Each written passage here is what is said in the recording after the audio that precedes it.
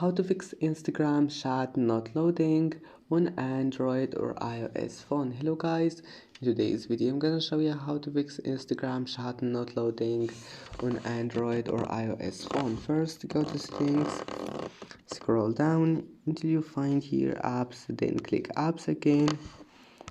Now type here, this one for Android phones, type here Instagram, click on it. Now click force stop and go to storage, clear cache. And if that doesn't fix your problem and you have an iPhone or Android, just go to Play Store or App Store. Make sure your Instagram is updated. If you found your update your Instagram, then restart your phone and try again.